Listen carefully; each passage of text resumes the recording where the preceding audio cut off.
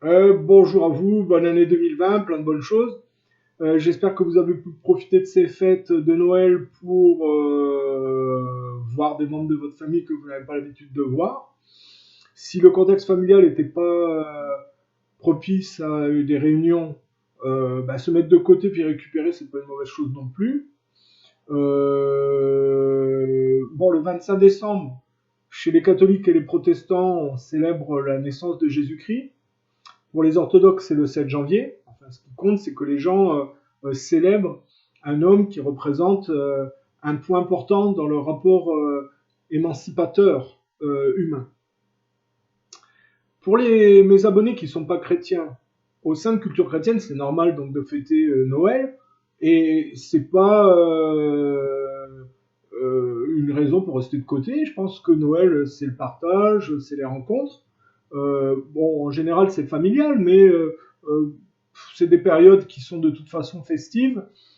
Il n'y a pas de raison de rester communautaire ou sectaire. Si vous voulez être heureux avec les autres, c'est pas la mer à boire non plus. Euh, je dirais que bon, c'est vrai qu'on on est dans des sociétés de l'opulence consumériste, et c'est des sociétés de l'opulence trompeuse parce que effectivement, on est dans des économies truquées avec des règles d'endettement qui ne sont pas prises en compte.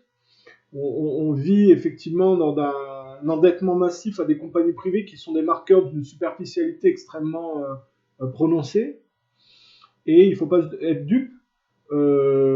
Ça peut très vite dégénérer en une crise brutale, hein, une crise financière brutale, puisqu'on est dans des économies de plus en plus globalisées. Donc en plus, pas une crise uniquement nationale, hein, des crises internationales.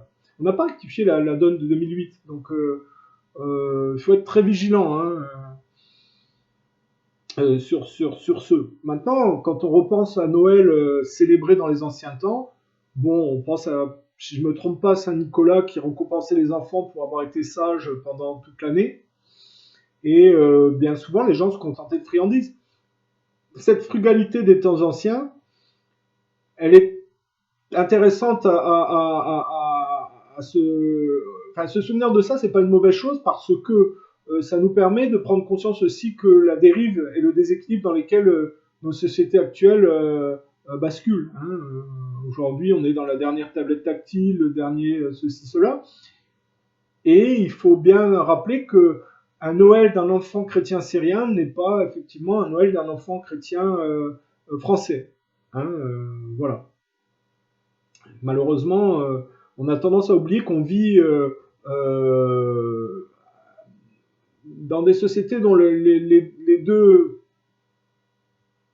moteurs sont la cosmétique et l'aérospatiale, alimentés par une bellicosité militaire, si vous voulez, et dont là on voit que la Syrie a été la victime. Bon, ceci étant dit, qu'est-ce qu'on va faire dans cette vidéo? Ah ben, ça va être une vidéo longue. Je vais aborder beaucoup de sujets. Et mais je pense que ça peut être utile. Je vais essayer de parler plus lentement que d'habitude, puisque bon, c'est vrai que c'est compliqué ce que je dis en général. Mais là, vous allez voir, ça devrait pas être affreux. Vous devriez pouvoir suivre. Alors, on va parler, pour commencer, de la bataille de Nicopolis ou d'Actium, qui a eu lieu 31 ans avant l'arrivée de Jésus-Christ, justement, et qui opposait Octave, qui deviendra l'empereur Auguste, à Marc-Antoine et son allié Cléopâtre. C'est Octave qui remporte cette bataille navale en Grèce. Hein. Pour la petite info, moi, Nicopolis, j'y suis allé, j'ai même été à Delphes, puisque j'ai travaillé quelques mois en Grèce. Alors, il va dédier sa victoire à Apollon, dans un bois à Nicopolis, et ça marque la fin de l'Empire égyptien en réalité, qui, en fin de course, hein, n'avait plus qu'une seule carte dans son jeu, c'était par la séduction d'éventuellement mettre la main sur un éventuel futur, un hypothétique futur empereur romain, en l'occurrence Marc-Antoine. Mais la victoire d'Octave marque en fait la volonté au sein de l'Empire romain de ne pas permettre à l'Empire égyptien de se prolonger au travers de l'impérialisme latin. Alors, on pourrait, et puis Cléopâtre et Marc-Antoine meurent.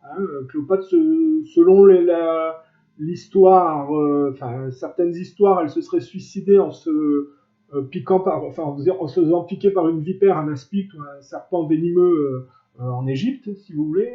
Et c'est intéressant par rapport à l'analyse que je vais en faire, parce que on pourrait en rester là, dire voilà, Octave, dans l'apport impérialiste romain, c'est un des tout meilleurs, voire le meilleur empereur romain. Bon, ça c'est mon point de vue, grosso modo, puisque je suis pas un érudit, mais enfin c'est ce que je dirais.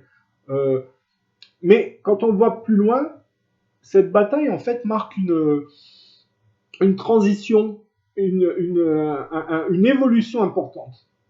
Parce que ce qu'il faut faire, c'est comparer les polythéismes en opposition. La mythologie égyptienne contient une symbolique animale très, très marquée. La plupart des dieux égyptiens ont des têtes d'animaux. Faucon, chacal, bélier, lion, crocodile, etc. Et la vie des Égyptiens est marquée par une dépendance importante au Nil et une proximité avec la nature sauvage. Et l'utilisation, dans cette mythologie, d'une symbolique animale qui parle de sauvagerie en réalité sans le dire. Et je précise ça parce que quand on compare avec la mythologie gréco-romaine, les dieux grecs n'ont pas cette ambiguïté d'être à moitié animaux, mais s'il y a des métaphores où ils se transforment en animaux selon les contextes, vous remarquez que toute la lutte des héros grecs consiste à vaincre des monstres qui sont moitié hommes, moitié animaux.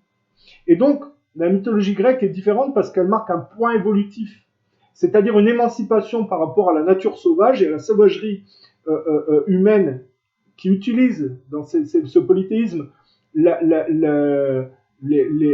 symbolique animale pour parler de cette sauvagerie.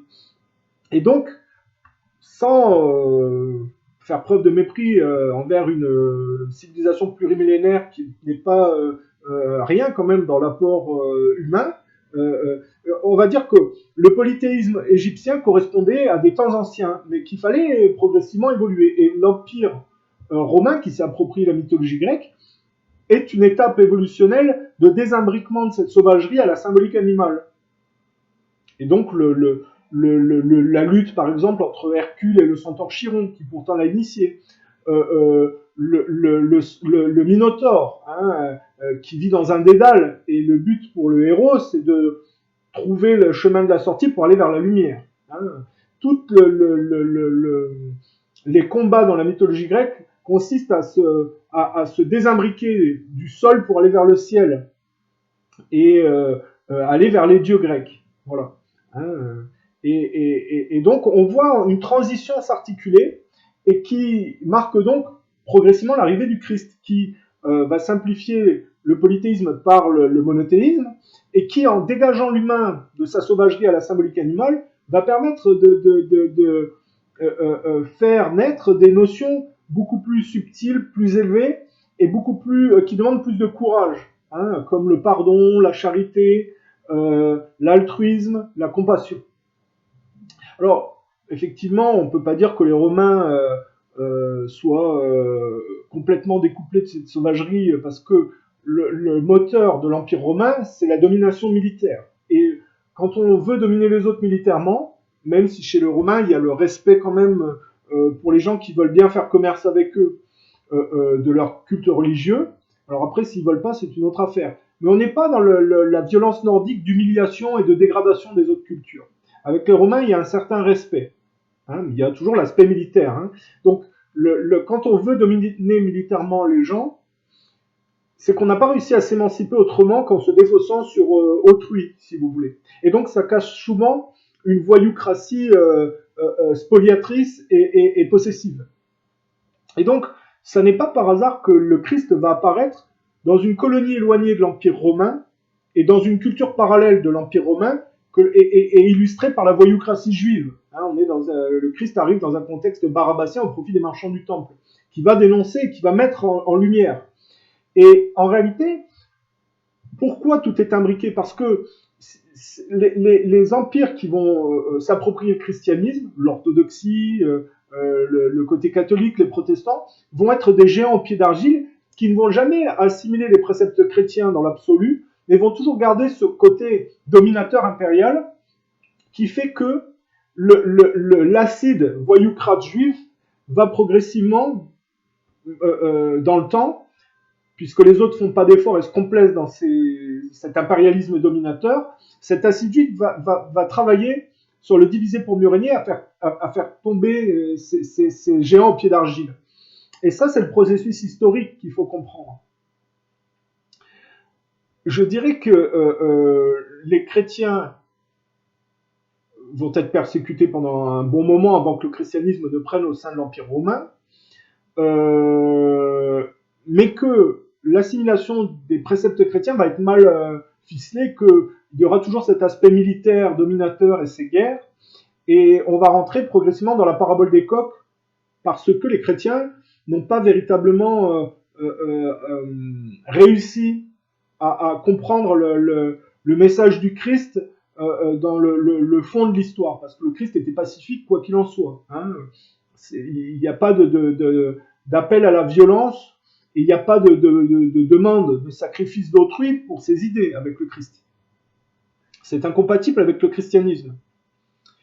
Et contrairement à ce qu'on croit, ça demande beaucoup plus de courage, parce que quand on a réussi à s'émanciper par la droiture et la maturité, on n'est pas relié à ce principe de complexe dominateur ou de gens qui ont des avantages et qui les utilisent pour maintenir d'autres en dessous, si vous voulez.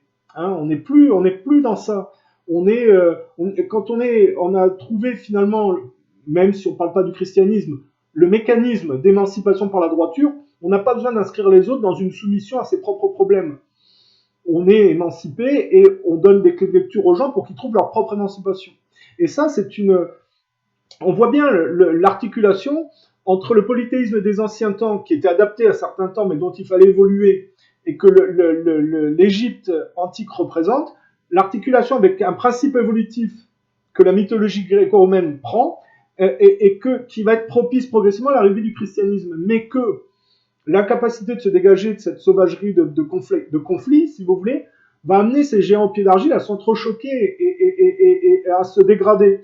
Et progressivement, si le christianisme, l'Empire romain va ventiler les temples juifs, effectivement, ils vont réapparaître au cours du processus historique, ces temples, sur le fait que les gens n'ont pas véritablement fait les efforts émancipateurs par la droiture, mais se sont plutôt accommodés de systèmes boiteux, de triche en réalité. Et vous remarquez que tout le paradoxe de notre monde contemporain, c'est que le culte de la science replace le darwinisme à la symbolique animale, donc le paganisme des anciens temps est en train de réapparaître en même temps que les temples juifs sous l'effet du culte de la science. Et c'est là le paradoxe de notre époque. Hein, et ça s'est passé parce que effectivement, il y a eu un choc civilisationnel entre l'apport positif gréco-romain et le christianisme et le défaitisme nordique qui a mal assimilé ces préceptes. Et on va donc voir progressivement une dislocation de cet héritage de l'Empire romain qui va s'effondrer. Parce que, alors il y a plusieurs raisons au fait que l'Empire romain s'effondre, qu'il était trop grand, qu'il y avait une mauvaise gestion interne et que donc il ne pouvait plus tenir, et que ce sont les Nordiques qui ont déferlé à la chute de l'Empire romain pour s'approprier, si vous voulez, le gâteau. Et donc ça a fait un amalgame. Et progressivement, ces Nordiques, dont on connaît le parcours d'Odin, hein, quand on parle de la mythologie nordique avec le parcours d'Odin, on voit que, contrairement à Zeus qui s'émancipe de Cronos, qui mangeait ses enfants et que Zeus ne se fait pas manger par son père, qui est la symbolique de la prédation intergénérationnelle, Odin, lui, se végète sous les racines de l'arbre et troque son originalité physique, donc se diminue physiquement, au profit, ce qu'eux, ils identifient comme la sagesse, est en fait le culte militaire pour dominer. Hein, c'est ça l'étape de la fontaine de Mimir. Et progressivement, ça amène à une lutte dans la sauvagerie avec la symbolique animale, le loup Fenrir, à un combat final où le Odin, qui n'a qu'un œil, va perdre la vie. Et effectivement, il y a une notion d'espoir parce que certains des enfants d'Odin survivent dans ce chaos qui est la manifestation quand même récurrente de ce que les Nordiques vont produire chez les Anglo-Saxons et les Protestants, c'est-à-dire des cultures superficielles belliqueuses qui maquillent leur imposture économique par des guerres de masse. Ça, c'est une version récurrente du Ragnarok, c'est-à-dire de la psyché nordique. Et malheureusement, sur les ambiguïtés des mouvements chrétiens, on va voir que progressivement, c'est l'influence des Nordiques et cette superficialité du culte de la science belliqueux qui va dégrader les autres au profit du judaïsme et de la réapparition du paganisme des anciens temps à la symbolique animale. Alors ça, c'est le processus historique expliqué, s'il vous plaît. Et la bataille de Nicopolis était inscrite dans une étape évolutionnelle, et donc pas encore dans une étape régressive, qu'on va voir, moi, à mon avis, progressivement, à la chute de l'Empire romain, les choses partent dans le mauvais sens. Donc, effectivement, le symbole de cet amalgame entre les cultures nordiques et la papauté, c'est Charlemagne, qui va se convertir au christianisme et qui va utiliser la force militaire pour, convertir les autres peuples nordiques au christianisme. Mais il le fait de manière militaire. Donc il va induire, si vous voulez, probablement des humiliations. Enfin bon, les Nordiques étaient habitués, puisque c'était leur culture, c'est ça. Une velléité de vengeance de ces cultures nordiques. Bon, la haine entre anglais, français et allemands vient de ce processus historique où des gens plus virils en amont de la culture nordique ont soumis et contraint les autres par la force. Et ceux qui ont été soumis n'ont jamais voulu en fait assimiler ces préceptes chrétiens et se sont toujours complus dans un paganisme des anciens temps à la symbolique animale. C'est pour ça que le protestantisme, sur les contradictions du catholicisme et les guerres de religion, va remplacer les économies pseudo-religieuses par des économies industrialistes et aliénantes en réalité. Alors, les Francs vont infiltrer la papauté, ils vont reproduire par leur comportement de nordique, ils vont reproduire leur comportement de nordique au travers des croisades, c'est-à-dire piller des concurrents. Probablement Jérusalem n'était pas assez attractif financièrement, donc ils se sont détournés vers Constantinople. Il y a eu un schisme dans le premier millénaire. Ça a donné Rome d'un côté et Constantinople. Ça donnera les catholiques et les orthodoxes. On suit là, le processus des géants au pied d'argile. Et en réalité, les croisades, c'est les catholiques et puis les nordiques éloignés qui se sont alliés pour aller piller finalement très vite un concurrent qui était Constantinople et qui avait de son côté toujours résisté aux invasions des Arabes, des populations en contrebas, si vous voulez, ou qui venaient de l'Est et voire parfois de même, probablement, il faudrait vérifier, d'Asie.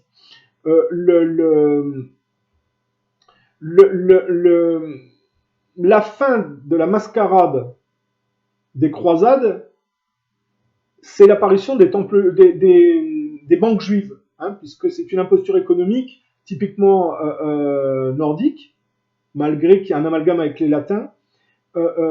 Donc, à cette époque, les banques juives apparaissent pour gérer le fruit de la rapine, s'il vous plaît. Et progressivement, très vite, les guerres de religion vont apparaître avec la naissance du protestantisme qui va s'ériger contre le catholicisme, qui était en train de s'effondrer dans ses contradictions par le commerce des indulgences, c'est-à-dire le droit de faire la rémission des péchés contre rémunération.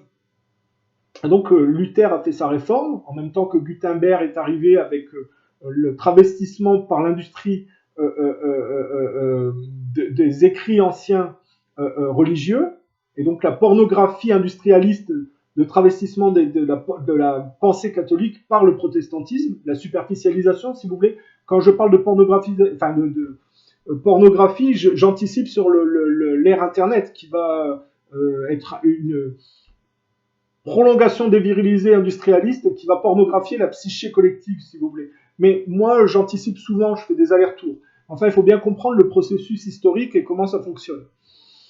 Et donc, Luther, allemand, va mettre en place le protestantisme, qui va surtout prendre dans les pays du nord de l'Europe, effectivement, et qui en réalité couvre un paganisme nordique qui va superficialiser la donne. Et donc, se substitue au commerce des indulgences, progressivement, à notre époque contemporaine, Il faut faire la comparaison, le droit de polluer, c'est-à-dire la taxe carbone, dont les principaux bénéficiaires sont des escrocs juifs qui vont planquer le magot en Israël. Vous voyez comme tout s'articule. On remplace des économies pseudo-religieuses qui sont nimbées de contradictions par des économies industrialistes qui ne sont pas un progrès, puisqu'on a substitué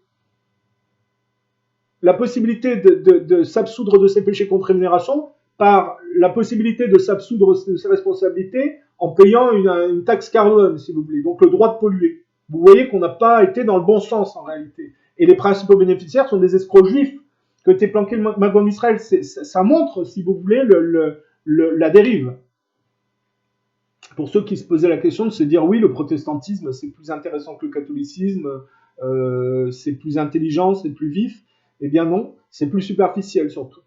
Et d'ailleurs, on sait que Shakespeare a travaillé, parce que de concert, tout le monde s'y est mis, à superficialiser les écrits anciens par la symbolique animale pour rendre inaudible le discours religieux.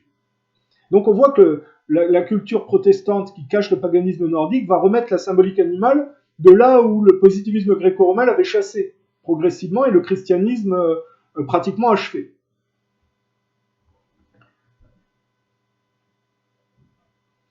Et après, on peut aller plus loin. Hein. On peut en arriver au sourire de la Joconde, hein, qui cachait en réalité parce que bon, il faut toujours coupler l'analyse historique par l'analyse architecturale. Ça évite de se faire piéger par des imposteurs intellectuels, à mon avis. Bon, je dis pas que mon travail est parfait, mais je pense que j'ai des clés de lecture qui me permettent de moins me planter. Par exemple, si on veut comprendre le sourire énigmatique de la Joconde, on peut passer par tout un tas de procédés et s'imaginer des tas de choses. Mais ma méthodologie consiste à mettre la Joconde dans un contexte architectural, c'est-à-dire dans le Louvre. Et donc, il faut s'intéresser probablement à la zone géographique que couvre le Louvre, en réalité. Et on s'aperçoit que le Louvre a été construit sur là où, dans les anciens temps, les Français avaient bâti des remparts pour lutter contre les invasions nordiques et barbares. Le Louvre s'érige là-dessus. Bon, le processus historique, c'est des révolutions meurtrières qui ne sont donc pas des révolutions pacifiques et émancipées par la droiture. La Révolution française a été inspirée par des idées libérales anglaises. Hein, c'est une substitution par une élite sous-jacente inspirée par les idées libérales anglaises. Il se substitue à l'économie catholique de type monarchique. Et le principal bénéficiaire de cette révolution sataniste, et je rappelle que, puisqu'on peut toujours me dire, oui, en quoi la Révolution française serait sataniste? Bon, déjà parce que c'est une révolution où on tue, au lieu de s'émanciper par la droiture. Hein. On a déjà apparaît déjà cette notion de décapitateur. Hein. Quand on comprend qu'aujourd'hui le terrorisme international est financé pour le côté pro-israélien, parce que c'est des gens qui décapitent, hein, on voit quand même un certain héritage dans le rapport non émancipé, si vous voulez, au père, même si c'est un père imposteur qui n'est pas un père original. Mais la Révolution française, en quoi c'est une révolution sataniste? Parce qu'il faut la mettre en parallèle avec la guerre d'indépendance américaine. Ça permet de ne pas se planter, parce que tout est mu par la franc-maçonnerie et des lobbies en grande partie. Et la franc-maçonnerie est anti-religieuse. Et on peut dire qu'il y a certaines qualités au niveau de la franc-maçonnerie, mais il y a surtout aussi un problème d'être incapable de s'émanciper d'un héritage catholique autrement que par la violence et la substitution mimétique. Et quand on analyse la guerre d'indépendance américaine avec notamment l'observation architecturale de Washington, on se rend compte que cette ville, le Pentagone est au centre d'un pentagramme, au sommet d'un pentagramme, si vous voulez. Et ça fait, moi j'ai fait l'étude sur cette histoire de pentagramme, ça renvoie à Goethe et un rapport protestant où déjà on accusait Gutenberg d'être possédé par le malin, et ce genre de choses. Donc regardez mon analyse sur l'architecture de Washington et observez par Google Maps, si ça vous intéresse, regardez le plan de Washington et la Maison Blanche, qui est au sommet d'un pentagramme, et qui fait référence à un satanisme franc-maçon. Et la révolution américaine a été mise en place dans une mentalité qui s'inscrivait dans cet héritage sataniste. Et la Révolution française, c'est la même chose. Ça donnera comme clé de lecture la compréhension de Woodstock et mai 68, qui sont des produits dérivés de ce parallélisme entre les Français et les Américains. Et donc, des politiciens et des mouvements économiques qui vont suivre ces impostures, si vous voulez. Donc, l'héritier de la Révolution française, celui qui en a été le principal bénéficiaire, même s'il est moins vulgaire que les décapitateurs de la Bastille, c'est Napoléon, qui va ravager l'Europe, parce qu'on ne peut pas dire que ce n'était pas un boucher par ses velléités impériales, hein, et on a toujours ce rapport dominateur impérial. Hein, on sait que Napoléon s'est inspiré de l'héritage gréco-romain, en tout cas au niveau architectural. Si Napoléon avait gagné ces guerres, ça aurait été différent. Peut-être qu'il aurait été tapé les Anglais et que ça aurait été quelque chose de différent. Mais en ayant été perdre contre les Russes, en fait, on se rend compte que ces guerres de ravage au niveau de l'Europe ont permis aux Anglais beaucoup plus facilement de se substituer aux économies de résiduelles qu'il y avait avant, si vous voulez. Comme les nazis après ont dégradé l'Europe en allant perdre contre les Russes, ils ont toujours, malgré eux, travaillé à permettre aux anglo-saxons de se substituer aux économies qu'ils ont ravagées par leur guerre, si vous voulez. C'est pour ça qu'il faut comprendre la civilisation nordique et comment ils fonctionnent dans leur provocation sur le plus fort, pour le pousser contre un deuxième plus fort et récupérer la mise alors qu'ils sont moins virils, si vous voulez. C'est comme ça qu'on comprend Et l'histoire française, elle est un point médian dans tout ça. C'est que les Français, par excellence, sont des ambigus au niveau du monde nordique.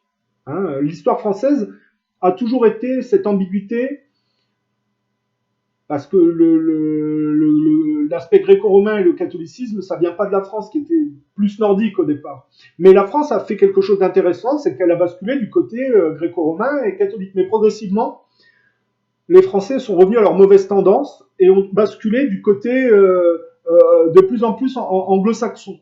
C'est ce qui explique qu'ils sont toujours alliés du côté de ceux qui les poignardaient dans le dos pour s'y substituer et contre les gens un peu plus virils qui tentaient de résister, si vous voulez. Donc, après la défaite de Napoléon, le libéralisme anglais a un toboggan. Et la France va s'inclure dans le colonialisme à l'anglaise et la dette qui va avec. Et ça va donner la Première Guerre mondiale. Et effectivement, on va faire payer la facture aux Allemands par le traité de Versailles. Et on va accentuer la dégradation de l'Europe par la Seconde Guerre mondiale en provoquant et en finançant les nazis et en les poussant contre les Russes. Et on va passer de l'ère économique anglaise à l'ère économique américaine qui n'en est qu'un produit dérivé. Donc on va se sophistiquer dans le pire en réalité. Et quand on regarde l'architecture du Louvre, ça suit ce processus historique. C'est-à-dire qu'au-dessus de là où les anciens Français luttaient contre la superficialité de leurs cousins nordiques, s'érige au travers d'une cour napoléonienne, tel un alien, une architecture mitterrandienne à la symbole des pyramides, par laquelle va se prolonger mai 68 via le satanisme de Macron qui va y célébrer sa victoire, si vous voulez. Voilà comment il faut analyser le sourire de la Joconde, c'est-à-dire le sourire énigmatique cache en réalité que la digue va progressivement aller dans le mauvais sens. Parce que De Vinci, qui est un Italien, n'est pas un génie dans l'absolu, dans le sens il s'est mis en adéquation avec l'énergie cosmique pour produire une élévation spirituelle au travers de son art. C'est un génie, comme tous les génies de notre processus historique, des voyoucraties dans lesquelles il s'inscrit. On peut penser que De Vinci était homosexuel et que le sourire de la Joconde illustre en réalité la complicité entre certaines femmes et les homosexuels qui sont bloqués dans un non-dit derrière la façade qu'affiche la société, que eux, connaissant les travers de la société puisqu'ils en sont victimes, et qui donc ne sont pas le progrès, mais qui sont bloqués, c'est pas de leur faute, dans leur rapport émancipatif en fonction de ce dont ils ont été les victimes dans le rapport intergénérationnel, si vous voulez. Mais le sourire de la Joconde peut être ce sourire de complicité qui va basculer dans le mauvais côté, c'est-à-dire la complaisance qu'on voit aujourd'hui, si vous voulez. Donc le sourire de la Joconde n'est pas si énigmatique que ça quand on a le processus historique pour le lire, si vous voulez. Alors, sauf à dire que c'est un détournement par une certaine idéologie de toutes les œuvres artistiques au profit de sa propre idéologie. Dans ce cas, ça sera un détournement de l'œuvre de De Vinci. Mais je ne crois pas.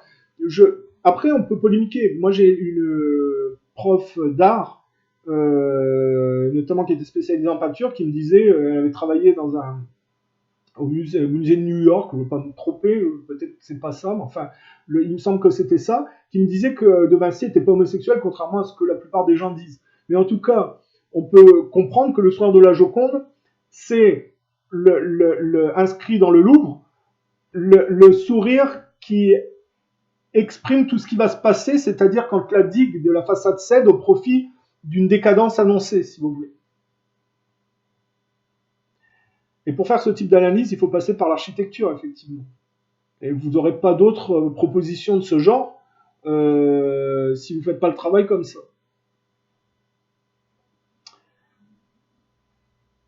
Alors, on peut continuer. Donc la France va être du côté des Anglais contre les Allemands pendant la Première Guerre mondiale. Le traité de Versailles, on va humilier le côté plus viril des Allemands, parce que dans le côté nordique, moi j'ai identifié qu'il y avait des groupes plus virils qu'on trouve en Allemagne et en Italie du Nord, ce qui va donner les fascistes et les nazis, et que tous les autres, les Français sont avec les Russes. Il y a les Allemands, il y a l'Italie du Nord, en dessous il y a les Russes, donc le côté slave, mais c'est des Nordiques aussi. Après, vous avez l'ambiguïté des Français et la proximité parfois de certains Français avec les Allemands. Donc les Français, en fait, parfois, ils sont, pour certains, au-dessus même du côté russe. Ça dépend de cette... Mais, en tout cas, après, vous avez les Anglais et puis leurs produits dérivés américains. Et on voit bien que les Français ont toujours consisté, à partir d'une certaine période de l'histoire, à se mettre contre les plus virils au profit des moins virils en réalité. C'est ce qui explique que Pétain induit De Gaulle, que De Gaulle induit mai 68, il va se planquer à Londres. Enfin, il va pas se planquer, ce que je dis, il va se planquer, c'est pas vrai, De Gaulle n'a pas été se planquer, il a été à Londres parce que c'était ses positions, mais il a été du côté des anglo-saxons qui ont mis en place cette guerre intentionnellement, alors que les nazis la voulaient pas au départ. Je rappelle que les nazis se sont sortis économiquement de la dette que tout le monde voulait leur faire assumer, et que c'était à partir de ce moment-là que une certaine partie de la communauté juive leur a déclaré la guerre internationalement et a commencé à assassiner des représentants nazis. C'est suite à ça que la nuit de cristal arrive, si vous voulez.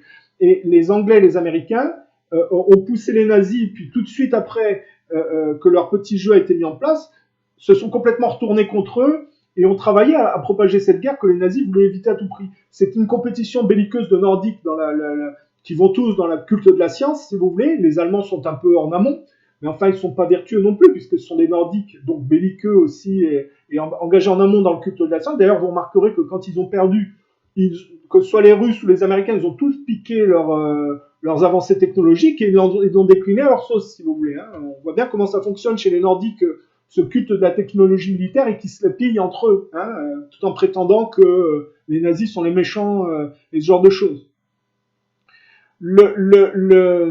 Donc, De Gaulle va du côté de Londres, donc du côté de ses adversaires sans le savoir. C'est pour ça qu'il va être récompensé par mai 68, poussé par les Américains en manipulant les jeunes avec les juifs sionistes, et que progressivement, mai 68 va se prolonger via le mitterrandisme, et ça donnera, si vous voulez, l'héritage macroniste. Mais le mai 68 en parallèle, ça donne la droite et la gauche finalement. On remarque que Sarkozy, quand il est ministre de l'économie de Jacques Chirac, il va vendre l'or que De Gaulle avait réussi à sauver de la prédation américaine à la fin des accords de Bretton Woods.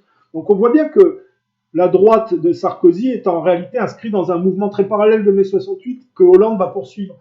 Et d'ailleurs, l'anticommunisme qui a valu la mort de Kennedy, qui voulait stopper la guerre froide, et ça a été fait, et que ça a prolongé la guerre du Vietnam par Lyndon B. Johnson, si vous voulez, au profit d'Israël. Mais c'est repris aujourd'hui par l'anti-Russie, du côté de la droite et de la gauche française, qui correspondent, c'est pour ça qu'il faut faire le parallèle entre la guerre d'indépendance et la Révolution française, Woodstock mai 68, parce que ça produit des économies parallèles complices, si vous voulez. Hein, Chirac était un mince filet résiduel gaulien, dont, en fait, au début des années 2000, tout cet héritage s'effondre. Le Concorde, qui était le fleuron technologique de l'ère gaulienne, suite au fait qu'un avion américain a laissé un débris, va se cracher. Donc ça marquera, parce qu'elle est la symbole du Concorde, la fin de la diplomatie résiduelle gaulienne internationale que Chirac, avec toutes ses soumissions, tenait un peu. C'est pour ça qu'il est contre la guerre en Irak, à un moment donné, mais on voit bien de Villepin. Aujourd'hui, on voit des ambiguïtés de Villepin, si vous voulez. Ces gens-là ont caché très mal, en fait, que leur superficialité consumériste a vendu l'héritage français progressivement aux privatisations. C'est pour ça que Sarkozy va arriver, qui est le cheval de Troie, en fait, de cette idéologie à l'anglo-saxonne, et va participer à accélérer les privatisations à outrance et à vendre l'or français aux Américains pour une bouchée de pain et faire toutes les guerres qui s'inscrivent dans l'héritage du Vietnam, si vous voulez.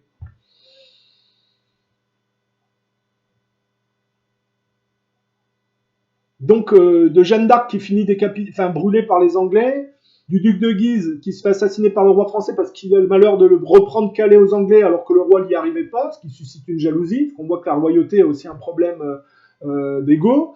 De Louis XVI qui se complaît avec les idées libérales anglaises jusqu'à se faire décapiter parce que il est remplacé par une sous-jacence qui pense que le progrès c'est l'Angleterre, hein, les idées libérales anglaises. De Pétain qui est pas qui a eu de la malchance, si vous voulez, d'arriver dans ce contexte-là, qui induit De Gaulle et De Gaulle qui induit mai 68, on voit le processus de l'ambiguïté des Français qui va dans le mauvais sens. Et aujourd'hui, on voit bien les références anglo-saxonnes dans leurs séries télévisées ou dans leurs films avec les Gardiens de la Galaxie, avec des héros ratons laveurs, avec des rayons laser. On voit bien que la symbolique animale revient avec cette déviation, si vous voulez, avec le franglais et tout ça, le culte de la science qui aliénise les gens et qui finalement les artificialise. La malédiction de gens qui ne se sont pas émancipés par la droiture, mais qui ont triché par des béquilles boiteuses scientifiques et qui sont punis par leur vice progressivement.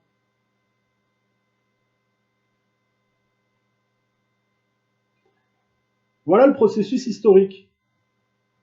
Alors je le fais de manière un peu grossière, avec des raccourcis, mais ça élague un peu le chemin et ça remet les choses en perspective, si vous voulez.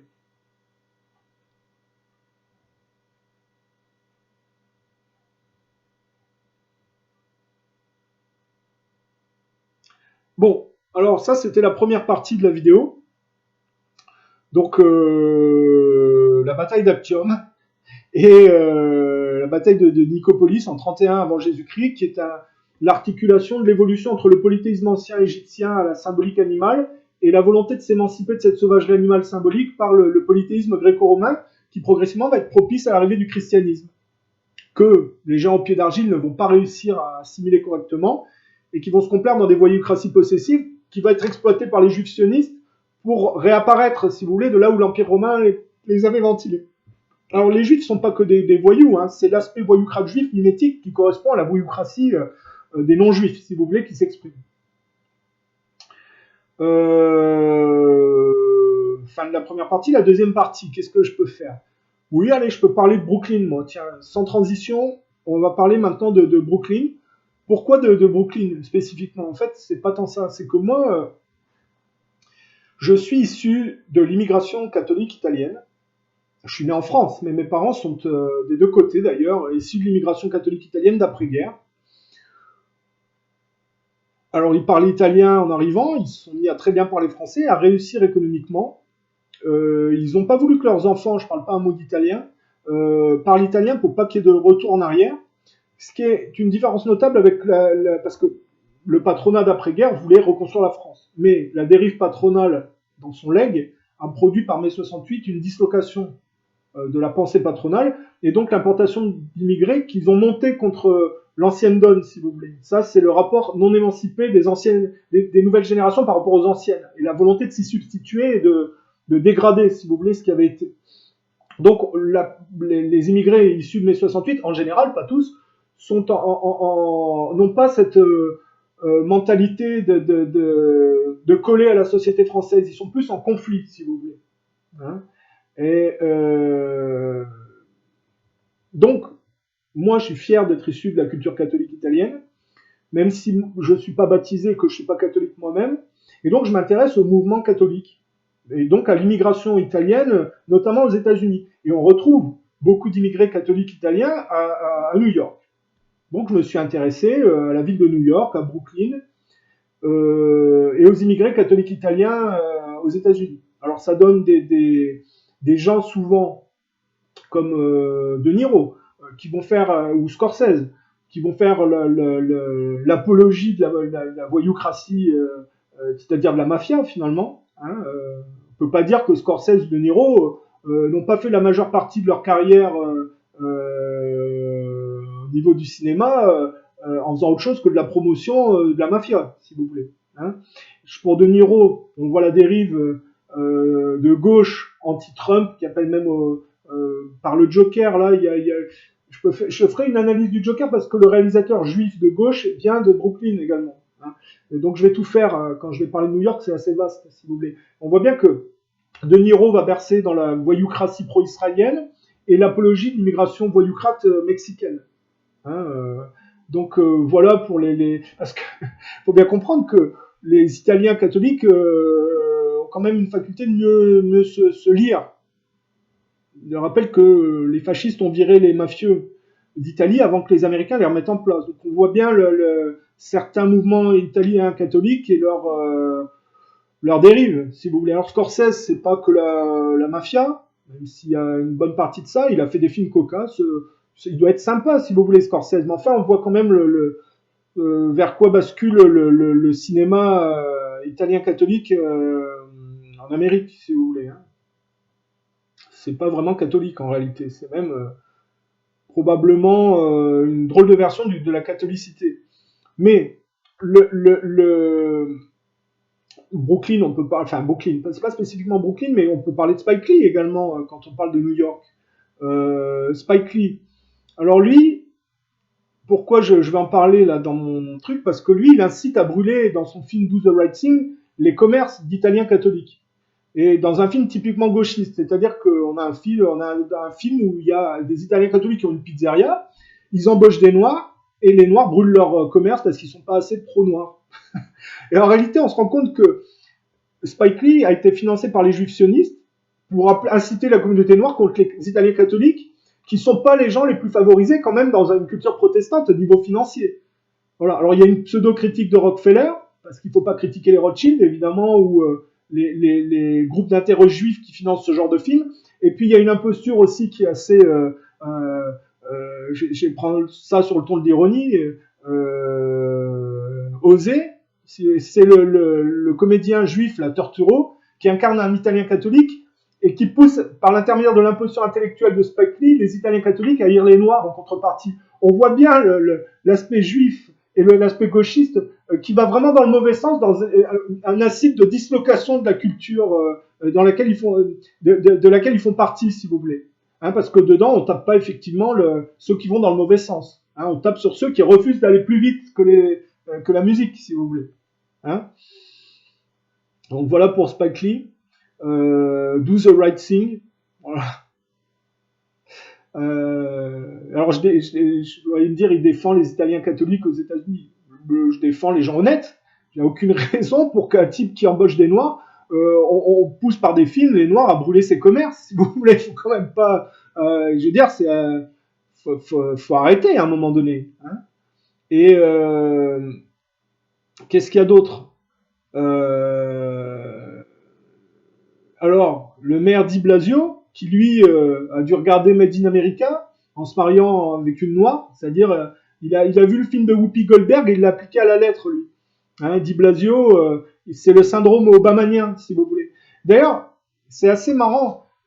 Quand on regarde un peu la cinématographie américaine, on peut regarder les ères différentes. Vous avez le film Made in America où on parle de multiculturalisme. Bon, aux États-Unis, c'est un peu différent hein, parce que c'est un pays multiculturel, mais de coupler le blanc américain avec le noir, si vous voulez, dans une logique de dislocation de la culture blanche. Je sais plus le nom de l'acteur, mais l'acteur qui joue avec Whoopi Goldberg dans Made in America, avec le chapeau là, de cow-boy, là, il va finir à financer les campagnes d'Obama et de participer à celles de Clinton, si vous voulez. Et dans le film The Onion Field, qui est un peu plus ancien, où il joue avec, comment il s'appelle, James Wood, il joue le rôle inverse de ce qu'il va devenir dans la réalité sociale. C'est-à-dire que James Wood va jouer un voyou proche d'un homosexuel noir et bloqué dans une prison avec lui, alors que le type qui joue Made in America joue un type qui est plus nationaliste et traditionnaliste. Et en fait, James Wood est un Trumpiste. Ce qui fait que quand vous regardez dans le temps les choses se décliner, vous voyez les impostures se décliner, si vous voulez. Parce que même si vous regardez Independence Day, vous voyez Harry Connick Jr. joue avec Will Smith, si vous voulez, un homosexuel avec un noir dans l'époque Clinton. Et un film Independence Day, là, filmé par un réalisateur pro-gay, Emmerich, allemand, hein, déporté aux États-Unis, qui a poussé, qui a financé les Femen et les Pussy Riot contre les Russes et les Ukrainiens pro-russes, si vous voulez. On voit bien le délire de gauche, si vous voulez. Quand on regarde le film, on connaît l'histoire. De toute façon, on ne peut pas se faire duper. L'architecture et les cinémas, ce sont des bases solides pour faire des analyses correctes des errances et de la décadence. Et donc, Di Blasio était le symptôme un peu de ce rapport-là à New York. New York est une ville intéressante puisque cette dislocation dont je parle progressive va amener en réalité cette tour Rockefeller qui est le symbole des aires kennediennes aussi, parce que le World Trade Center a été construit entre 55 et 73. C'est à l'époque de Kennedy. Donc il y a une ambiguïté de déportation sioniste, Rockefeller, et de catholicité irlandaise, italienne, qui marchent ensemble et qui ne sont pas aussi déportés belliqueux. Vous remarquez que même si on prend le relativisme mafieux, c'est toujours des commerces illicites de proximité, de quartier, de ville. Alors effectivement, il y a des commerces internationaux, mais vous remarquerez que la mafia la plus importante, on peut parler des juifs, effectivement, si on veut aller dans le côté obscène de la chose, mais on ne parle jamais des institutions protestantes qui sont mafieuses, de manière... en fait, leur rapport mafieux est validé institutionnellement. C'est-à-dire qu'ils sont organisés pour faire des guerres de contamination qui sont toujours couplés à des trafics de drogue faits par l'armée pour permettre, si vous voulez, leurs opérations terroristes d'être financées, de salir par exemple en Amérique du Sud, ils noient l'Amérique du Sud de drogue et ils financent leurs opérations terroristes par les trafics de drogue. Mais la mafia protestante, on n'en parle jamais parce qu'elle est institutionnelle, ça paraît normal, si vous voulez. Par exemple, George Bush qui fait la guerre en Irak, ça n'est pas autre chose qu'un comportement mafieux. Et pourtant, personne ne les identifie, ces protestants, comme des mafieux. À tel point que tout le monde s'inscrit dans les impostures économiques, déclinées de ces guerres de détournement et d'inversion accusatoire. Donc, là, je dis clairement, s'il n'y a pas de remise à plat de l'assassinat de Kennedy pour pointer l'anticommunisme qui va produire l'anti-Russie aujourd'hui, s'il n'y a pas de remise à plat des attentats du 11 septembre pour poursuivre les gens de crimes contre l'humanité, les gens qui sont impliqués là-dedans, il n'y aura pas de changement économique parce que ne pas remettre en cause ces tragédies historiques, c'est s'inscrire dans les modèles économiques qui se sont déclinés de ces impostures, donc qui sont des économies de la dette, si vous voulez. Donc vous saurez, il n'y a pas besoin d'aller chercher midi à 14h, que si le 11 septembre n'est pas remis à plat et l'assassinat de Kennedy n'est pas remis à plat, il n'y aura pas de changement. Et donc New York, c'est intéressant parce que c'est là où tout se passe. Trump est à New York avec ses affaires, si vous voulez, et c'est pas une ville acquise à Trump. Au contraire, c'est une ville acquise à Clinton, hein, en général, New York. Alors après, on peut aller plus loin. On peut aller travailler sur le film Le Joker, donc fait par un juif de gauche et joué par un juif d'ailleurs de gauche lui aussi. Ce film, en fait, il faut le comprendre comme une crise à la Lady Gaga en bas de la Trump Tower. C'est-à-dire, c'est la gauche juive qui pique sa crise parce qu'elle est virée par la droite sioniste en réalité. Et donc ce film consiste en un appel au meurtre de Trump. Alors les références à Trump, c'est le père de Bruce Wayne avec ses cheveux en arrière et sa corpulence et son attitude, qui est vraiment une perception d'un juif de gauche qui voit Trump beaucoup plus viril que ce qu'il est en réalité. Parce que Trump a certes des qualités développées de patron d'entreprise, il a des qualités de gestionnaire, c'est évident, si vous voulez. Mais c'est tout sauf un type que vous verrez vous battre à main nue avec quelqu'un, si vous voulez. C'était un gosse de riche. C'est pas véritablement les gens les plus bagarreurs directement. Ils sont bagarreurs dans la mentalité entrepreneuriale, si vous voulez, et dans la gestion entrepreneuriale. J'ai dit 2 fois le même mot, je sais pas. Ah bon, vous m'avez compris quoi. Alors la deuxième référence à Trump dans le Joker, c'est le patron qui dit vous êtes viré. Un peu sur le style The Apprentice, you're fired. Et finalement, vous voyez que le geste de tir sur la tête du noir fait appel à un meurtre de Trump sur le registre de Snoop Doggy Dogg. Hein. On avait vu avec cette mode des clowns qui est très utilisée par la gauche juive pour manipuler le gauchisme en incitant les gens à un comportement meurtrier malsain. Le clown, puisque les juifs sont un peuple mimétique par excellence chez les goïs, le clown est le médium idéal pour cette imposture mimétique qui appelle au meurtre, si vous voulez. Ça, c'est la mode des clowns. Vous regardez les films et vous voyez que le Joker, c'est un peu cette mode-là. Et donc, dans le film The Joker, vous avez une récurrence, un appel récurrent du système obamanien, puisque vous remarquerez que tous les gens qui sont les gestionnaires sociaux sont des noirs. C'est pas par hasard, c'est référence à l'ère d'Obama.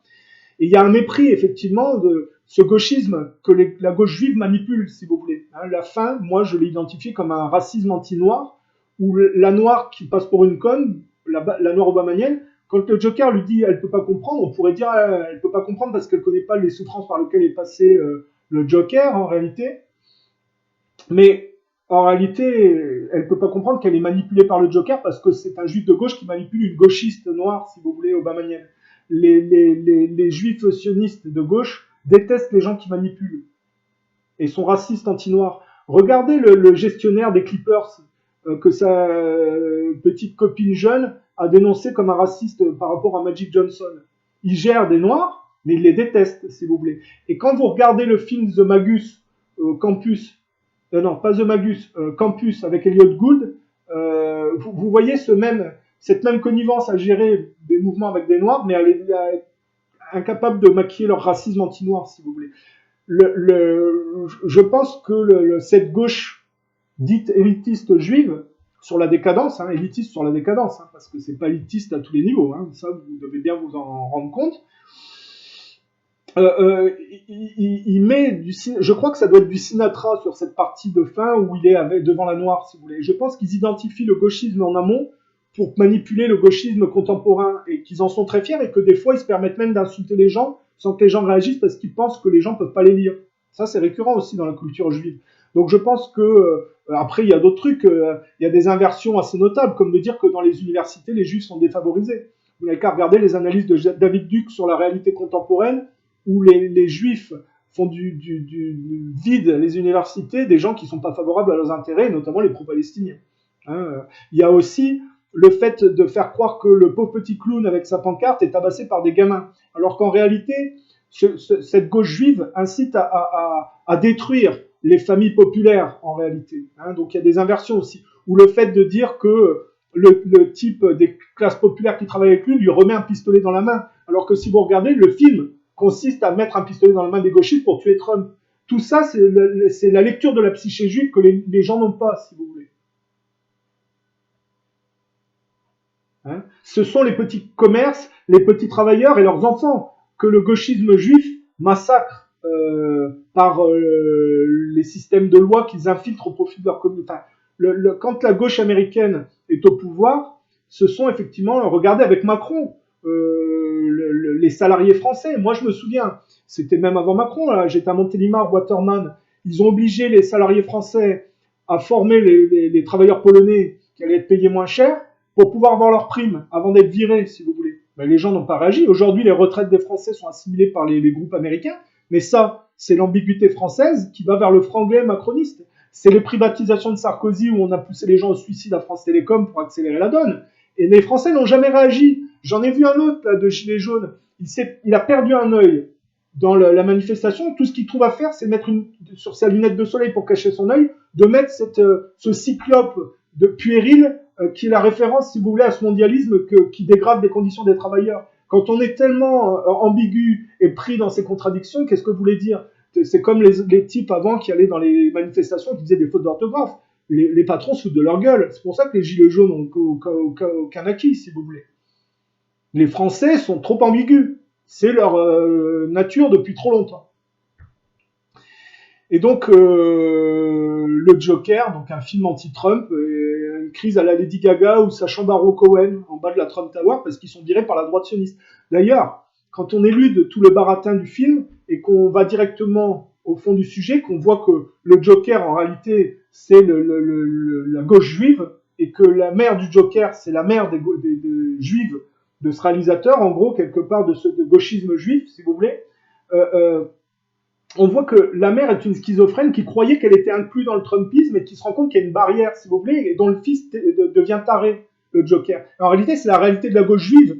Et en bas de la Trump Tower, c'est qu'ils pensaient qu'ils étaient inclus dans la famille de Trump, hein, dans la droite sioniste, et il y a une barrière qu'ils n'arrivent pas à franchir. Et souvent, c'est comme ça chez les juifs qui ne sont pas chez eux dans des cultures protestantes, catholiques ou orthodoxes.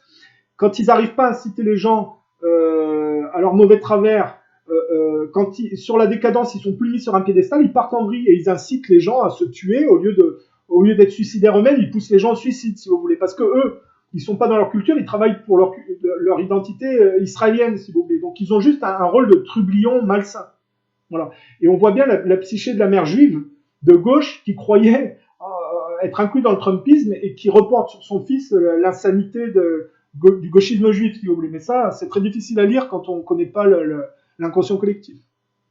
Donc c'est des clés de lecture que je vous donne parce que moi, la psyché collective, je la lis parfois très bien, mais la psyché juive autant que les autres. Voilà.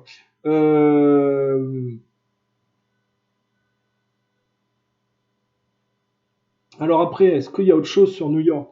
Oui, après, on peut avoir un côté plus sympathique. Brooklyn. Moi, j'avais étudié le boxeur Riddick Bowe, qui est de Brooklyn, qui est un copain de Mike Tyson, et on voit bien que dans le style de boxe, il y a, dans le relativisme des voyoucraties américaines, plus de virilité que la voyoucratie anglophile de type Lewis. Ou, bon, après, les gens peuvent pas être d'accord. Moi, je préfère le style de boxe à la Riddick Bowe que le style de boxe typiquement anglais de Lennox Lewis, qui est canadien au départ, mais quand on voit le Trudeau, excusez-moi, voilà quoi. C'est pas le Canada est soumis à la reine d'Angleterre, hein, donc faut pas être dupe non plus. La famille Trudeau qui a participé à dégrader les conditions des francophones, malgré ce que l'histoire pourrait en dire. Après, j'ai des vidéos là-dessus hein, qui sont assez pertinentes, il me semble, ou assez fouillées. Hein. D'ailleurs, la filière de trafic de drogue ou de vente d'armes, ou les filières d'exfiltration des tueurs dans l'assassinat Kennedy remontent au Canada, à Montréal, et on voit que la gestion, le fait de maquiller tout ça est passé par les Trudeau aussi. Hein, le fait de maquiller les expérimentations sur les cobayes humains dans des hôpitaux à Montréal, supervisés par la CIA de George Bush, on voit que tout est lié, si vous voulez. Donc le Canada, c'est pas un mystère non plus de ce côté-là. Mais en tout cas, des types comme Holyfield ou Lewis, c'est pas la même chose que Riddick Bowe ou Tyson. On voit qu'il y a une différence de virilité. D'ailleurs, Brooklyn, ça produit aussi les Tortues Ninja. Alors, ce qui est intéressant, parce qu'on s'intéresse, moi je m'intéresse à tout, pour dire, tiens, les Tortues Ninja, c'est naze, il y a une symbolique animale, mais remarquez que les Tortues Ninja, ils se battent contre un espèce de cerveau dans un robot. Donc ça, c'est intéressant pour moi. Je me dis qu'il y a quelque chose. Il y a une semi-virilité relative de combat interne, si vous voulez. Hein. Qu'est-ce qu'il y a d'autre après qu'on peut dire sur New York?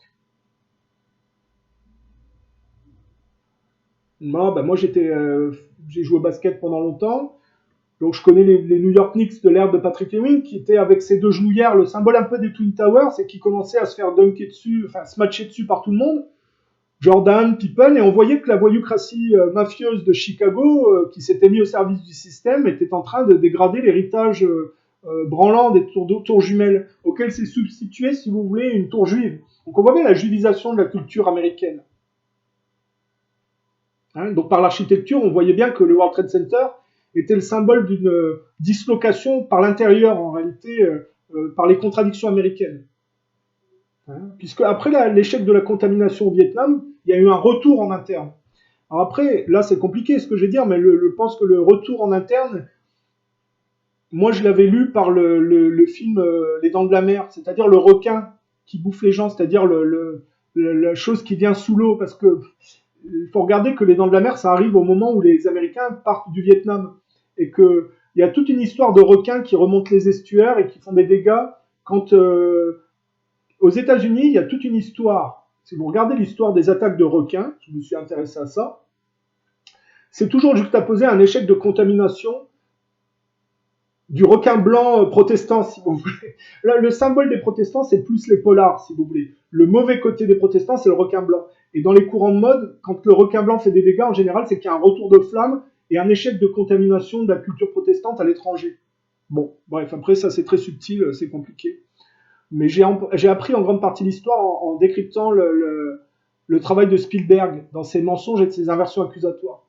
Je trouve que Indiana Jones, par exemple, est très révélateur. Après, il y a E.T., il y a des tas de choses comme ça où on peut lire l'histoire à travers du récit juif. Parce que quand on lit la psyché juive, par les mensonges, on arrive à suivre le fil directeur de toutes ces impostures, si vous voulez. Bon, après, je conçois que c'est compliqué. Je devrais peut-être faire une analyse des films des Dents de la Mer pour faire comprendre pourquoi je dis que après l'échec de la contamination du Vietnam, ça se retourne en interne. Mais d'ailleurs, regardez, Woodstock, ça va produire des mouvements de mode juivisés qui vont retourner les jeunes en interne. Ça va donner Manson et ses adeptes drogués qui vont, par exemple, tuer la femme de Polanski qui a participé à mettre en place ces mouvements de mode et qui l'explique par Rosemary Baby, en l'absence des parents, le gamin détourné par une secte qui le transforme en monstre. C'est le travail de la communauté juive sioniste sur la déshérence de la psyché américaine après dans un contexte d'échec du Vietnam, si vous voulez. Et Polanski va se barrer, et c'est la bourgeoise catholique en déshérence qui va être éventrée par le produit dérivé de ces mouvements de mode juifs. Sharon Tate éventrée par les adeptes de Manson, si vous voulez. Voilà quoi. Donc après, le cinéma, c'est un outil de manipulation sur la déshérence de la communauté juive. Et d'une certaine branche de la communauté juive. Donc les Dents de la Mer, vous voyez le vieux marin Quint qui revient du Japon et dont les nouvelles générations, le flic là, et puis son copain juif, là, Dreyfus, à la fin il se barre sur un baril de pétrole et le vieux il s'est fait bouffer par un requin, si vous voulez. C'est intéressant, hein, à la fin de l'échec du Vietnam, on se débarrasse de ceux qui n'arrivent pas, des anciennes générations pour mettre une nouvelle donne, si vous voulez. L'océanographe Dreyfus avec son copain flic là, à lunettes, et à la fin, là, après que le vieux là, il se soit fait bouffer par un requin, il avait échappé à la Seconde Guerre mondiale, mais il n'a pas échappé à des requins plus subtils qu'il n'a pas vus en interne, si vous voulez. Quint, là, il s'est fait bouffer par un requin, et le requin, c'était pas celui qu'on croyait. C'était probablement la fin des accords de Bretton Woods qui, qui ont produit leur effet, si vous voulez, avec les barils de pétrole et la fin d'un héritage, si vous voulez. Donc les Dents de la Mer, c'est aussi un outil de lecture. Merci Spielberg de nous expliquer comment fonctionnent les courants internes de la société américaine. Enfin bon, voilà. Alors, New York, c'est fait. Alors Trump en parlait, puisque lui nous a gâché le nouvel an. 2 jours plus tard, lui, il joue le pyromane avec un général iranien. Il ne trouve rien d'autre de mieux à faire que de jouer avec le feu et de menacer la paix internationale. Alors, il y a des gens qui vont dire oui, Trump a fait ça par calcul politique pour pouvoir être réélu et éventuellement stopper la Troisième Guerre mondiale. Alors moi, je ne fais pas partie de ceux qui croient ça finalement. Je pense que Trump, le combat de Trump est un combat relatif de lutte interne sioniste entre la droite sioniste et la gauche sioniste en réalité. Ils ont viré la gauche sioniste qui n'était pas à la hauteur contre les concurrents russes et chinois. Et ils ont gardé ce qui restait de manière virile chez les protestants dans la décadence. Trump est inscrit dans la décadence. Ils ont gardé la semi-virilité de Trump. Mais Trump a un point faible, et je vais vous l'expliquer, parce que ça, c'est une histoire intéressante. Bon, le général iranien qui a été tué, c'est pas n'importe qui. C'est un général qui a battu Al-Qaïda, ISIS, Daesh en Syrie. Et donc, que les Américains détestent parce qu'il a battu, en fait le terrorisme financé par les Occidentaux pour justifier de continuer leur cirque de course en avant dans le mauvais sens. Pour mettre en place un monde orwellien avec éventuellement un ciment religieux juif. bon, dans le délire de la mouvance extrémiste qui s'imagine dans le futur être comme ça. Si vous voulez. En tout cas, on voit que les Américains sont toujours prompts à financer des massacres au travers de révolutions qu'ils appuient et à qui ils fournissent aux acteurs de qui ils fournissent desquels ils fournissent des armes, si vous voulez, mais que quand leur possession illégitime, en Irak, il n'y a pas de raison que les Américains y soient, ils y sont depuis la guerre en Irak qui était une imposture, mais quand on bouge un peu leur possession avec très peu de dégâts, finalement, eux, ça les dérange pas de jouer avec la paix mondiale. En fait, c'est le symptôme des Nordiques, qui sont pas capables de faire autre chose que de la contamination dégradante. Voilà. Et Trump, en fait, a été complaisamment induit en erreur par les services israéliens qui lui ont donné une fausse information sur une fausse attaque iranienne, en réalité, qui aurait justifié cet assassinat. C'est passé également par les services anglais. Mais ce qu'il faut savoir, c'est que je vous mettrai l'article russe sur le sujet, c'est que c'est le côté anglais et israélien qui a induit les Américains dans le côté anti-iranien là, de manière contemporaine. C'est-à-dire, mais c'est là qu'on voit que j'ai fait une interview d'Arley Schlanger sur où on a parlé de la différence entre Roosevelt et Churchill et de la lutte entre soi-disant un Roosevelt qui était plus patriote et un Churchill qui voulait se prolonger au travers des États-Unis. En réalité, il faut remettre l'analyse de Schlanger sur une lutte qui est moins intéressante que ce qu'il y paraît, qui est une lutte relative de sionistes. En réalité, il était question de savoir si les Anglais allaient dicter aux Américains la déportation, ou si les Américains allaient prendre la déportation dans le mauvais sens à leur compte tout seul. C'est pas très intéressant en réalité comme lutte sioniste. Et Trump s'inscrit dans cette réalité de lutte sioniste. Donc, il ne faut pas attendre des Anglo-Saxons un changement et un apport spirituel. Ils n'ont jamais apporté spirituellement quoi que ce soit. Ça n'est pas leur credo. Ils sont basés sur une mythologie nordique défaitiste et ils ne sont qu'un produit dérivé de l'Europe. Il faut savoir que si les choses devaient changer, ça devrait venir de l'Europe originale et pas de leurs produits dérivés. C'est un peu comme des sales gosses voyoucrates qui sont laissés en roue libre. Et je pense qu'il faut qu'il y ait une reprise européenne lucide sur l'influence malsaine de ces produits dérivés qui se comportent en terroristes et en preneurs d'otages. Si vous voulez. Donc Trump, en fait, sa fille, ses enfants sont mariés à des juifs orthodoxes, tous pratiquement. Et ses enfants sont mis au service d'Israël, et l'Angleterre est passée par ses gamins, et Israël est passé par ses gamins, pour faire passer ces fausses informations, et notamment Kouchner. Et Trump a le syndrome de Pharaon. Rappelez-vous de Moïse. Moïse est passé par les enfants de Pharaon pour disloquer l'empire égyptien, piquer le magot au profit de sa terre promise. On est dans que Bernanke ou Madoff d'un autre côté si on veut, ou comment il s'appelle, Greenspan n'ont pas fait autre chose que ce qu'a fait Moïse avec les Égyptiens. Et le problème, c'est que les géants de pied d'argile, eh ben, Trump en fait partie, puisque en fait, son point faible, c'est ses enfants, qui sont tous, si vous voulez, couplés avec des juifs orthodoxes anti-iraniens et anti-russes en réalité. Et une bonne influence au sein des choix politiques de Trump vient de ses enfants, par lequel l'Angleterre, alors ce qui n'est pas gêné, c'est que Steele, qui a mis en place, si vous voulez, des opérations diffamatoires contre Trump, a quand même réussi à passer par les gamins de Trump avec Israël, enfin la voyoucratie israélienne, pour manipuler Trump. Et Trump n'est pas un innocent, en réalité, il le fait exprès de se faire manipuler complaisamment, si vous voulez. Mais c'est pas autre chose qu'un anglo-saxon et qu'un sioniste. Il a parlé un peu de l'assassinat de Kennedy et du 11 septembre, mais ça va pas plus loin qu'eux. Et tant que ça c'est pas mis en cause, il n'y aura pas de changement, si vous voulez.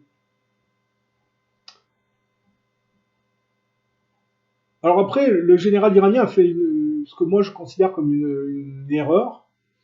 Que Trump, en manipulateur de masse et en connaisseur des médias, était passé par un poster de Game of Thrones pour promouvoir les sanctions contre l'Iran. Et alors que les Perses ne devrait pas s'inclure dans cette imposture de la décadence que les séries télévisées américaines représentent, avait répondu à Trump par un poster de Game of Thrones où il s'était mis en situation désavantageuse inconsciemment. C'est-à-dire que Trump était en couleur et que lui s'était mis en bleu, noir et blanc, en couleur négative et regardait le sol. Les Américains qui ne voient que d'un œil, puisque j'ai expliqué qu'Odin, c'était leur symbole, c'est-à-dire celui qui s'est travesti physiquement au profit du culte de la science belliqueuse, alors qu'ils n'y voient que d'un œil, ils sont assez quand même observateurs, ils savent très bien identifier les gens qui tendent des bâtons pour se faire battre, si vous voulez. Et donc ce général iranien, qui aurait dû prendre de haut par la culture perse, est quand même quelque chose de plus ancien et de plus profond que la culture américaine, si vous voulez, il a eu le malheur d'immiscer, si vous voulez, sa propre pensée dans la déshérence et la décadence américaine. Il n'aurait pas dû utiliser ce poster, et il n'était pas aussi habile communicant, si vous voulez. Donc malheureusement, je pense que ça, c'est des choses qui n'échappent pas aux prédateurs anglo-saxons quand vous faites ce genre de sous-entendu. Et c'est un peu l'illustration de la bourgeoisie iranienne qui est très ouverte finalement, contrairement à ce qu'on croit, au mouvement de mode à l'anglo-saxonne. Et c'est par là que les anglo-saxons contaminent. Il faut bien comprendre. Par exemple, la Corée du Nord, qui sont qui sont inscrits dans la société de loisirs, et par le fait que, par exemple, le leader Kim Jong-il ou Un, bon, peu importe, à la limite, enfin, peu importe. Non, c'est pas peu importe. Kim Jong-il, allez, ça doit être Kim Jong-il, vous rectifierez par vous-même, hein, vous aurez compris, quand je dis peu importe, c'est pas par mépris, c'est vous arriverez à retrouver le leader coréen et son nom en particulier, mais avec le fait qu'il aime le basket, donc un des marqueurs de la société de loisirs laxiste à l'américaine, on voit que les Nord-Coréens sont en train de se fissurer et que les Américains sont pas dupes et qu'ils sont en train d'essayer de voir comment pointer le bout de leur nez là-bas, si vous voulez. C'est pas pour rien que Trump est un affairiste. C'est que au sein de la mouvance anglo-saxonne, il y a un reculé pour mieux sauter que par l'affairisme prédateur, ils sont en train de voir où est-ce qu'ils peuvent infiltrer les sociétés de loisirs, si vous voulez. Et donc, malheureusement pour le général iranien, il a fait l'erreur de laisser un indice qui n'a pas échappé aux anglo-saxons. Et donc on voit bien que l'aspect patriotique américain de type Roosevelt, comme l'aspect patriotique américain de type Trump ou Reaganien, a toujours malheureusement été influencé par cette sous-jacence anglophile et israélienne, tout en prétendant s'en extraire, si vous voulez, parce qu'il y a trop d'ambiguïté au sein de la mouvance nordique et anglo-saxonne, et que leur culture est ainsi faite. Alors c'est pas qu'ils n'ont pas de qualité, que ça serait pas possible qu'ils s'en dégagent pas, mais ils n'y arrivent pas. Donc après, on peut toujours dire oui, c'est pas vrai, Trump fait ça parce qu'il est intelligent et qu'il sait manipuler les autres. Honnêtement, il faudra arrêter de vous bercer d'illusions, si vous voulez. Hein, Trump s'inscrit dans les pas de Reagan, donc le programme Star Wars, donc ils sont en train effectivement de rendre officiel ce qui était déjà le cas avant, hein, c'est-à-dire la militarisation de l'espace. Donc ils continuent leur fuite en avant, si vous voulez. Et Reagan, bon, les Schlanger prétend qu'il avait des velléités de s'entendre un peu plus avec les Russes. En réalité, c'était une fausse entente. Et pour aller plus dans la compétition, en réalité. Et je pense que Trump correspond beaucoup à Reagan sur de nombreux points.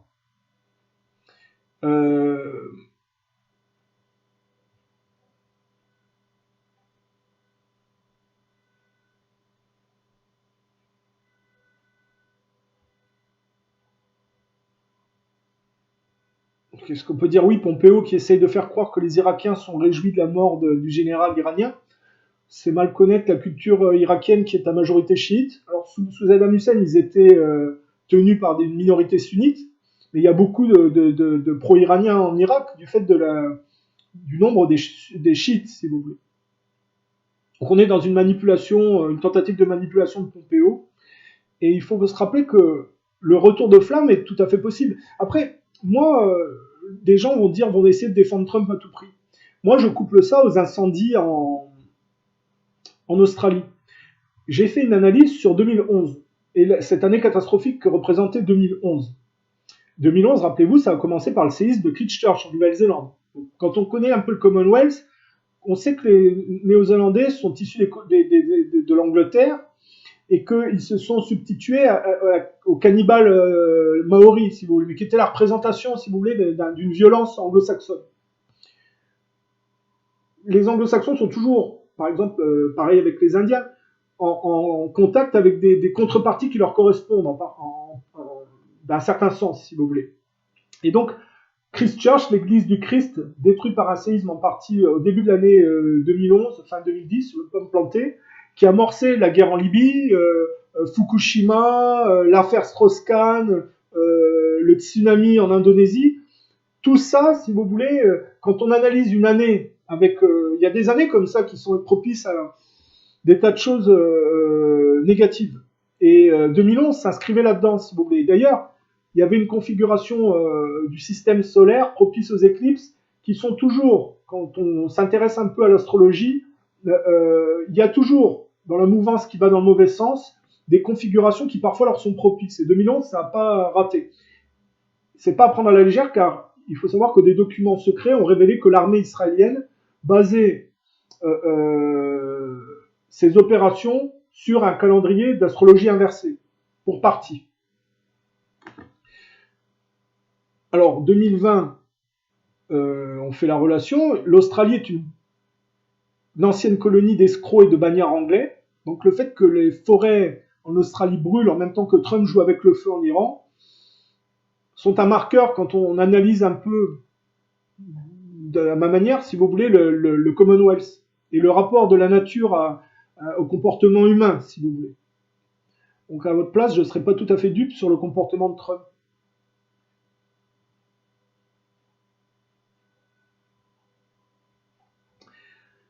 Pour les Chinois, on s'inscrit dans l'année de rat d'acier. Alors, je connais pas l'astrologie chinoise, j'y crois pas trop en fait.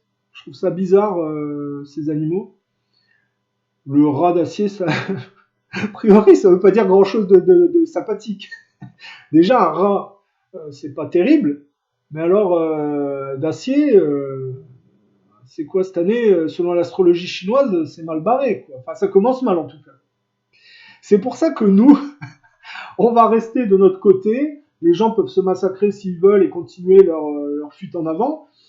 Pour mes abonnés qui suivent avec sincérité mon travail, on va essayer de se concentrer, s'extraire de toute ce côté des dominateurs, ces compétitions malsaines, ces côtés de prédateurs, pour travailler à ces préceptes émancipés de tout ça, pour aller vers un positivisme et travailler à ses qualités propres et à trouver à son originalité. Voilà.